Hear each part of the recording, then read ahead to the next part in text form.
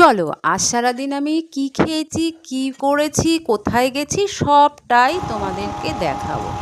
পুরো ভিডিওটাই তোমরা দেখো, ভালো লাগবে যে আমার কি খাওয়া দাওয়া হয়েছে, কোথায় গেছি, কি করেছি, কাকে নিতে গেছি, কি দিতে গেছি, সবটাই এই ভিডিওতে আমি তুলে ধরেছি।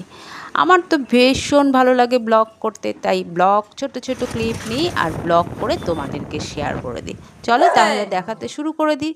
প্রথমে ঘুম থেকে উঠে আমি ঠাকুরের শরণ নিয়ে তারপরে চোখটা খুলে দিলাম।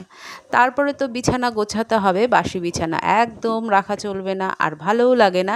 যারা ঘর গোছাতে পছন্দ করে, ঘর পরিষ্কার রাখতে পছন্দ করে, ঘুম থেকে উঠেই সেই কাজটা করবে।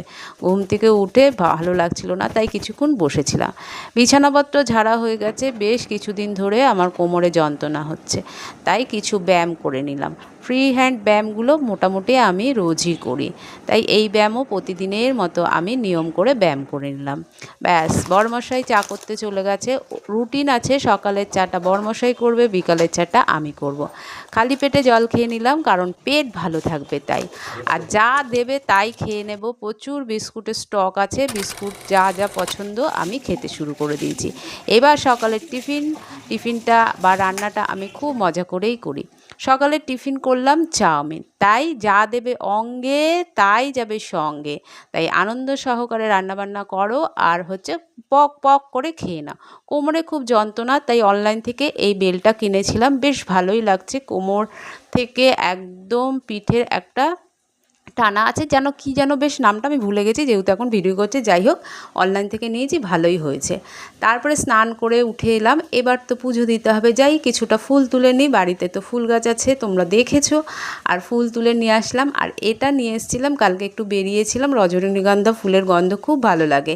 দেখো কিভাবে জট পাকিয়ে গেছে, তাই রাধা গোবিন্দকে রজনীগন্ধার ফুল দেবো, আর ঘরটা পুরো ফুলে ফুলে গন্ধ হয়ে যাবে, ভীষণ ভালো লাগে। তাই যখনই বাইরে বেরোই রজনীগন্ধার ফুলের মালা নিয়ে এসে আমি দিয়ে দিই। পুজো তো কমপ্লিট, বেরোবো বলে পাতে কিছুই নেই, ফুলকপি আলু দিয়ে কই মাছের ঝোল আর ডাল সেদ্ধ ছিল। ওটা খাওয়ার পরে হজমের জন্য আবার আমলকি খেয়ে নিয়েছি, কারণ বাইরে বেরোবো, সেখানেও তো আবার খেতে হবে। রেডি হয়ে নিয়েছি বেরোবো বলে, কিছুটা সেন্ট দিয়ে দিল গায়ে। আর এই চাদরটা দেখছো, বোনকে দেবো বলেছিলাম, দেওয়া হয়নি, তাই চাদরটা নিয়ে বেরিয়েছি। চলো বেরিয়ে পড়লাম। দেখতেই পাচ্ছ বেরিয়ে পড়েছি রাস্তায়। রাস্তা আজকে এত ফাঁকা কেন জানি না বাবা।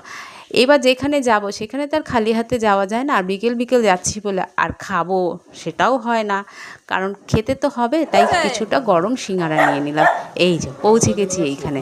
স্বাগতম জানানোর জন্য আমাদের কে চলে এসছে দেখেছো, রিও। বাড়িতে ঢুকে গেছি।